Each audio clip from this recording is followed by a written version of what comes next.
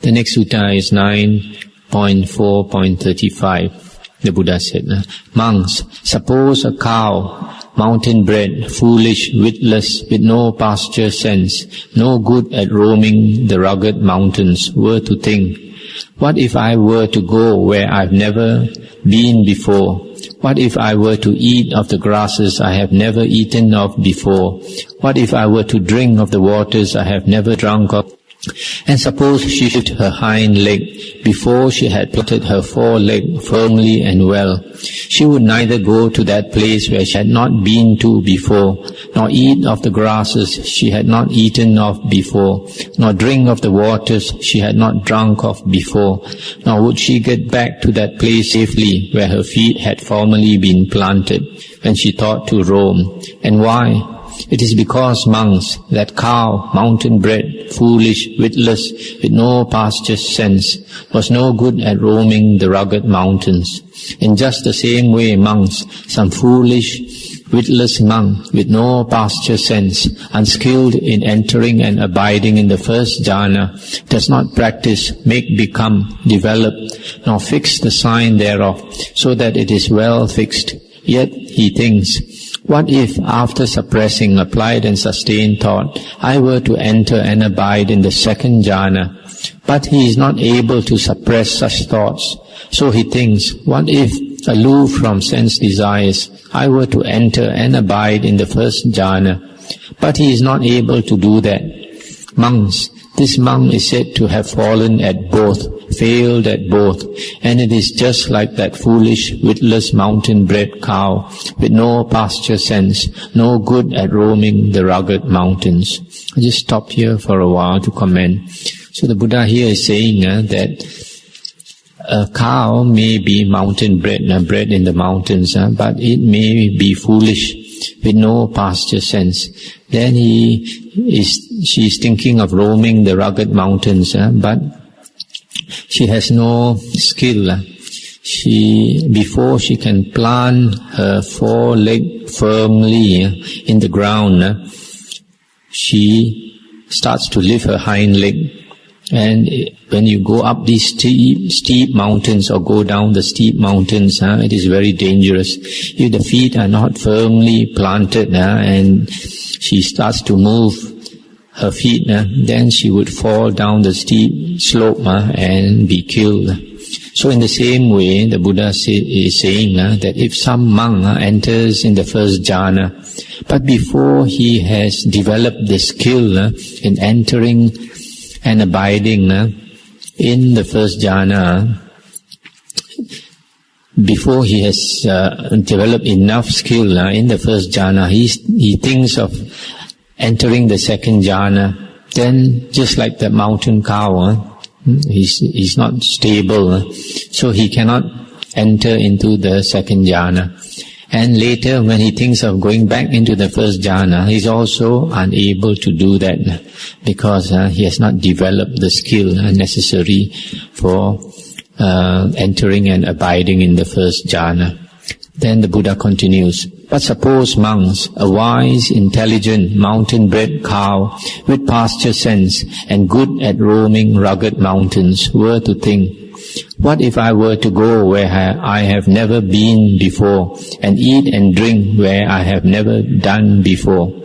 She would lift her hind leg after she had well and firmly planted her foreleg, and would go to that place where she had never been before, eat of the grasses she had never eaten of before, drink of the waters she had not drunk of before, and would return safely from where she came. And why? It is because that mountain-bred cow was wise and intelligent, endowed with pasture sense, and good at roaming the rugged mountains. In just the same way, monks, a wise, intelligent monk, possessing pasture sense, skilled in entering and abiding in the first jhana, practices, makes, become, develops and fixes the sign thereof, so that it is well fixed, and thinks, what if, after suppressing applied and sustained thought, I were to enter and abide in the second jhana? And without confounding the second jhana, suppressing applied and sustained thought, he enters and abides in the second jhana. and he practices, makes, become, develops and fixes the sign thereof, so that it is well fixed. Then he thinks, what if I were to enter and abide in the third jhana, the fourth jhana, the sphere of infinite space, of infinite consciousness, of nothingness, of neither perception nor non-perception, and without confounding the ending of perception and feeling, passing wholly beyond the sphere of neither perception nor non-perception, he enters and abides in the ending of perception and feeling. Let's stop here for a moment. So the Buddha is saying, if a cow bred in the mountains has good pasture sense, and he wants to roam the rugged mountains, then planting the feet very firmly before she moves another foot, then she would be able to go where she wants to go. Because she has the skill, the technique of climbing the mountains. In the same way, if a monk wants to go from one jhana to a higher jhana, he must practice that jhana that he has attained and be able to enter the jhana very well with great skill before he goes to the next higher jhana. Then just like that mountain cow, he is able to progress to a higher state. So that's the way for a monk to progress from one jhana to another jhana.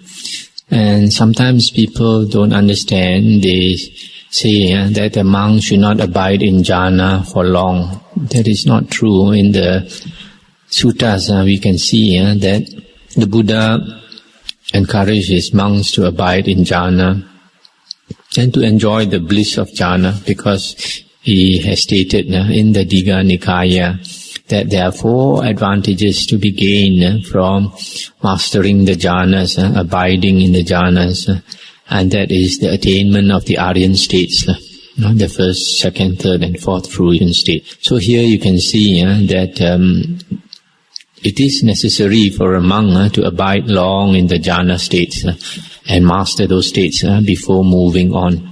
It is, if a monk has not developed the skill to stay long in that jhana state, he won't be able to.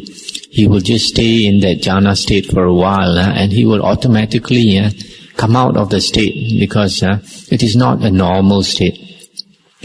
So the mind is not used to it. When the monk enters the first jhana, initially, for the first few times, he's not able to stay long. He has to continue abiding in that jhana. Then slowly, he will be able to stay longer and longer and longer and longer in the jhana state. And he, according to this sutta, he should continue to progress, to continue to stay in that jhana and master entering and abiding in that jhana for a long time before he thinks of moving to the next jhana. Now the Buddha, now the Buddha continues. Verily monks, when a monk both attains to and emerges from just that attainment, his mind becomes subtle, pliant, and with his mind subtle, pliant, boundless concentration is well made become. And with boundless concentration well made become, he bends the mind to the realization by psychic knowledge of whatever condition is realizable by psychic knowledge, and acquires the ability of an eyewitness in every case, whatever the range may be. Should he wish, I would experience psychic power in manifold modes. Being one, I would become many. Being many, I would become one. I would fare in body even as far as Brahma's world. He acquires the ability of an eyewitness in every case, whatever the range may be. Should he wish, I would with the Deva ear hear sounds far and near. He acquires the ability. Or, encompassing mind with mind, I would know other beings' minds, other persons' minds. I would know the passionate mind as such, the emancipated mind as such, etc. He acquires the ability. Or I would recall many a dwelling place of bygone days, even 1 birth, 2 births, 3, 4, 100,000, etc. I would recall the marks and points of each. He acquires the ability. Or, I would with Deva eye, very pure and surpassing man's, no beings faring on according to their deeds, he acquires the ability. Or should he wish, having destroyed the asavas, I would enter and abide in liberation by mind.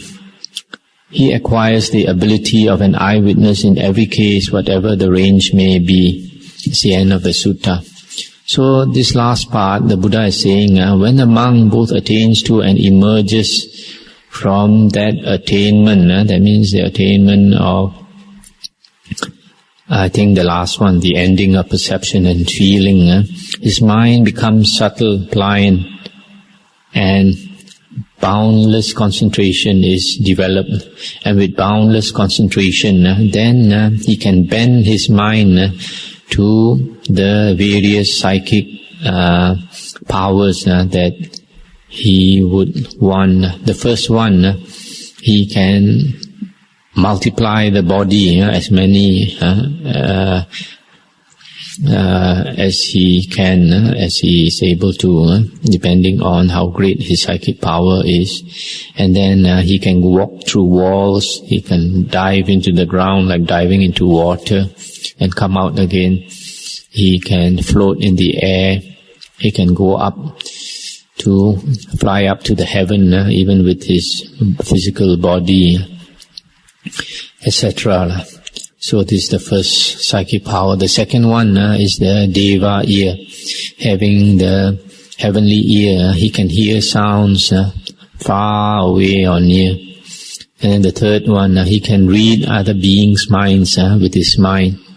With his mind encompassing the mind of some other person, he can read other people's thoughts. And then after that, he can recall the previous lives, 1 birth, 2 births, 3, 100, 1,000 births, etc. He can remember his past lives. And then the fifth one, he can possess the heavenly eye, where he can see a Deva eye, just like Devas. He can see beings in other worlds. And then the last one, he can, if he want, destroy the asavas and become an arahant. So this is the power of boundless concentration. That is why the Buddha said in one of the suttas that if a person makes an offering to a monk who can abide in boundless concentration, then the merit is also boundless. And then you can understand why, because the boundless concentration is the basis, is the cause of wisdom to arise, is the cause of psychic powers to arise, and also the cause for a person to attain arahanthood. The Buddha is saying here, when the monk comes out of the last jhana, his mind becomes subtle, pliant, and the concentration is boundless. And this fact that when a person emerges from a jhana state, the mind still is subtle and pliant, which means that the hindrances are abandoned even when he comes out of jhana.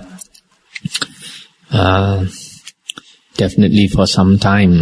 Then this is an important point, because there are some people say that jhana is of not much use, because when you are in the state of jhana, the hindrances are abandoned. But when you come out of jhana, the hindrances all resurface. This is not true.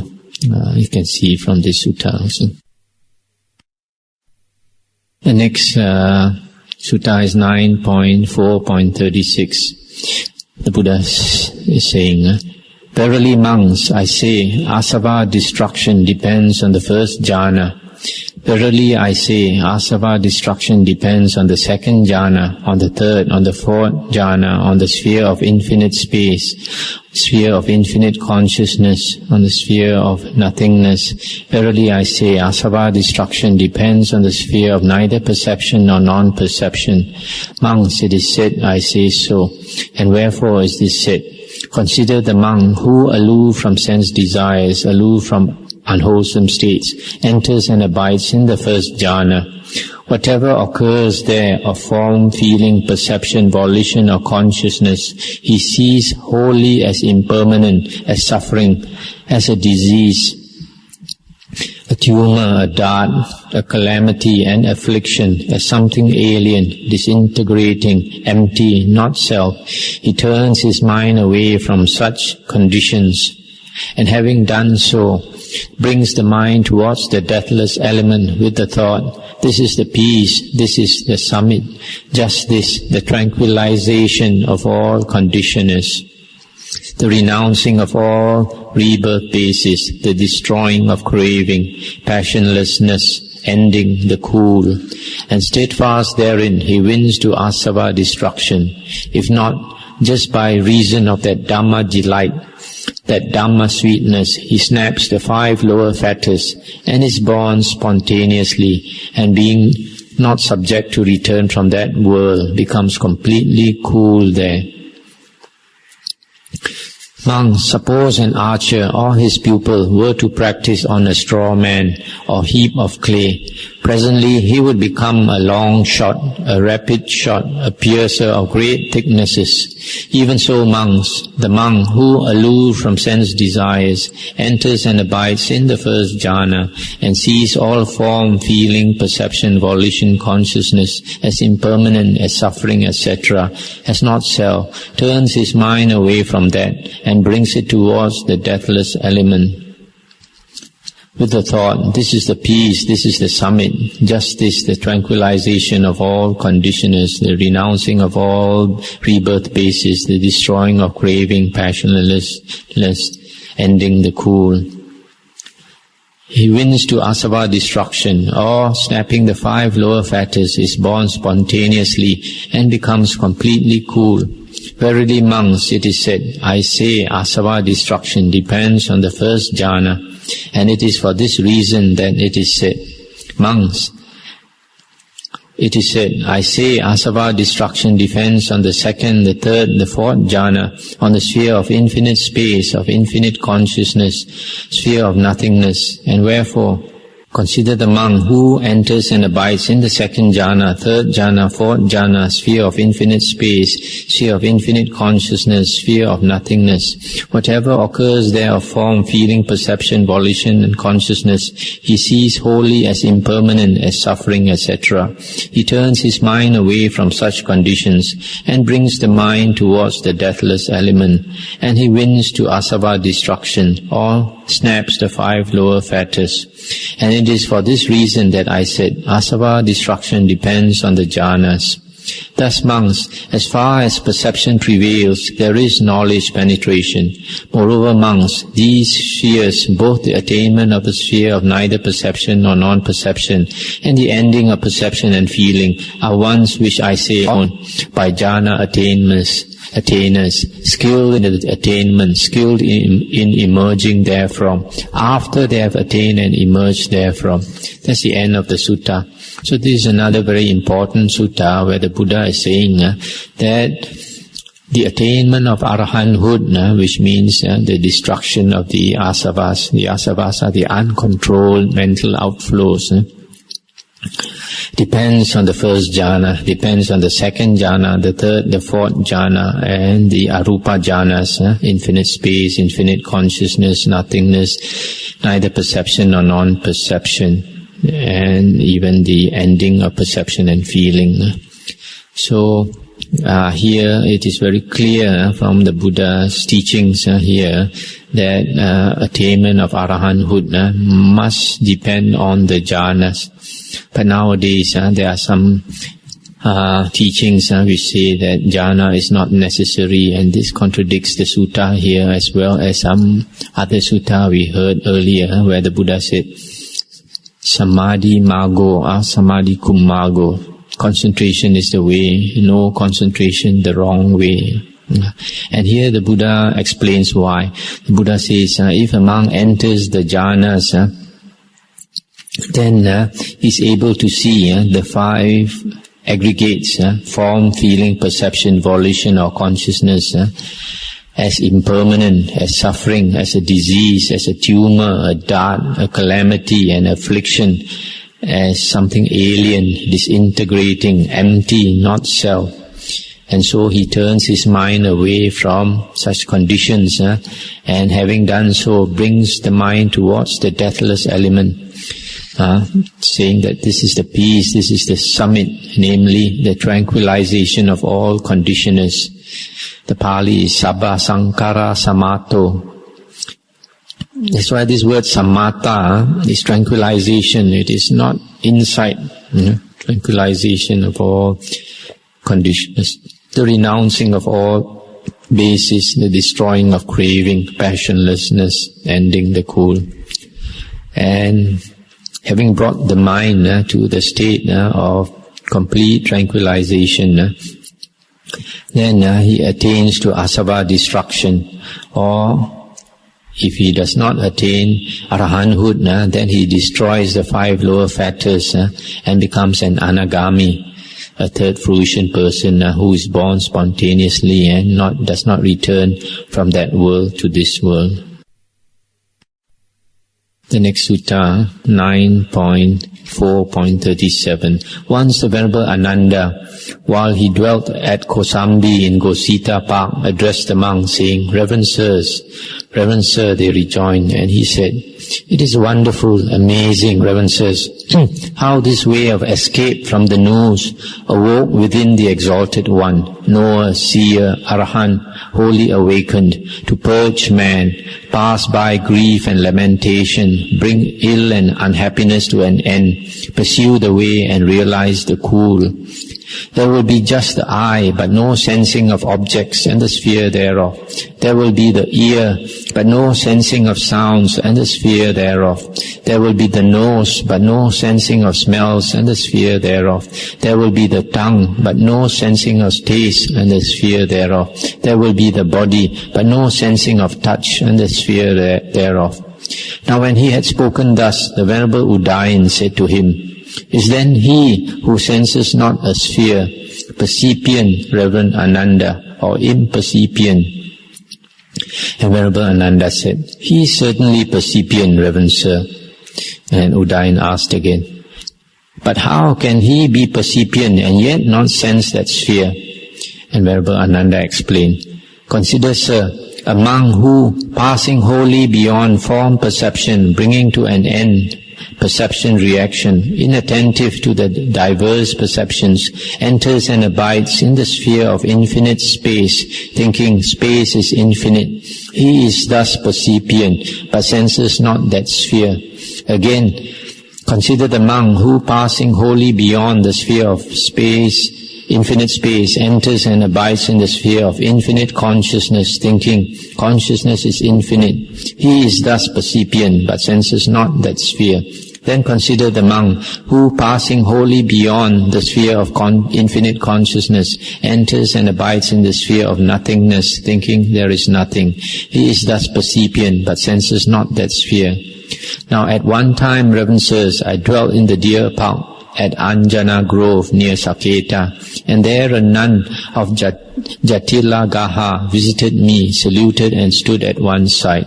Thus standing, she said to me, Lord Ananda, this concentration which is neither bent away nor bent aside, in which the restraint is not controlled by conscious effort, but by its freedom is stable, but by its freedom is steadfast, by its steadfastness it is content, by its content it is not disturbed. This concentration, Lord Ananda, what is its fruit said to be by the Exalted One? And when she had thus spoken, I replied, This concentration, sister, which is neither bent away nor bent aside, in which the restraint is not controlled by conscious effort, but by its freedom is steadfast, by its steadfastness it is content, by its content it is not disturbed. This concentration, sister, is said by the Exalted One to have knowledge as its fruit. He is thus percipient, Reverend Sirs, but he senses not that sphere. That's the end of the sutta. This sutta verifies that when a monk enters the arupa jhanas, the mind opens up and the 5 sense doors totally close. When a monk enters the arupa jhana states, he cannot sense forms, sounds, smells, taste and touch. This is a very high state, arupa jhana state. And it is said in some other sutta, when a monk abides in this arupa jhana state, Mara cannot see that person in that arupa jhana state. Totally Mara, Satan, cannot see him at all. In the rupa jhana state, he is beyond the reach of Mara, beyond the reach of Satan. But in the arupa jhana state, it's not only beyond the reach, Mara cannot see him at all, because his mind opens up. And so he is conscious, he is percipient that the mind is like boundless space or like boundless consciousness. Yet he is not aware of the world around him, the normal world of the five senses. Now this, lastly, the Venerable Ananda is mentioned that a nun of the, I think it's a Jatila sect, the nun came to ask him about this concentration, which is neither bent away nor bent aside, in which the restraint is not controlled by conscious effort. This is something very interesting. It's mentioned earlier, we already saw it earlier in some other sutta, that in the state of jhana, the restraint is not controlled by conscious effort. Restraint of what? Restraint of the hindrances. You don't need to make an effort to restrain the hindrances, and yet they are automatically restrained. And then it is by its freedom, it is steadfast. By its steadfastness, it is content. And because of its content, it is not disturbed. And this kind of concentration has knowledge as its fruit. That means liberation, destruction of the asavas. Now, there is another sutta I'd like to mention in the Anguttara Nikaya, 22.53, where the sutta, part of the sutta reads as follows. If attachment for the element of body, feeling, perception, volition, consciousness, the five aggregates, monks, is abandoned by a monk, by that abandonment of attachment, its object is cut off, and there is no support for consciousness. That unsupported consciousness, apatitang vijnana, has no increase and is without conditioners, released. By its release of freedom, it is steadfast. By its content, it is not disturbed. Not being disturbed, it just by itself attains nibbana. This is quite interesting. This saying that when attachment for the five aggregates, these five things that we associate with the self, is abandoned, is let go by a monk, then the object for consciousness, or the support for consciousness, is cut off. And here the Buddha mentions about a type of consciousness which is not the normal consciousness, unsupported consciousness, apatitang vijnana. This is very interesting sutta, because it talks about this type of consciousness which is seldom seen in the suttas. Unsupported consciousness has no increase, is without conditioners, and it is released. By its release it is steadfast. By its steadfastness it is content. By its content it is not disturbed. Not being disturbed, it just by itself it attains nibbana.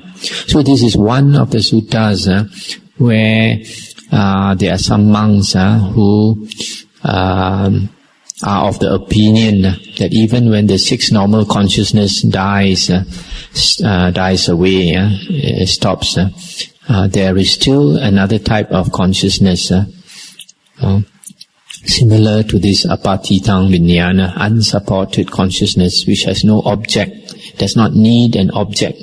Normal six consciousness must have an object for it to arise. The seeing consciousness, hearing, smelling, tasting, touch and thinking consciousness, they need an object for it to arise. But this unsupported consciousness does not need an object. So this is one of the interesting suttas.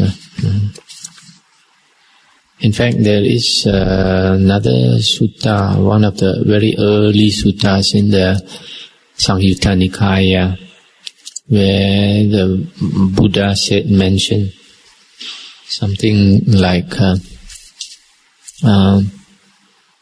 when he is supported, then he sings. And when he strives, he also sings or something. And then without support and unstriving, he crosses to the other side. So here also it hints about perhaps the unsupported consciousness.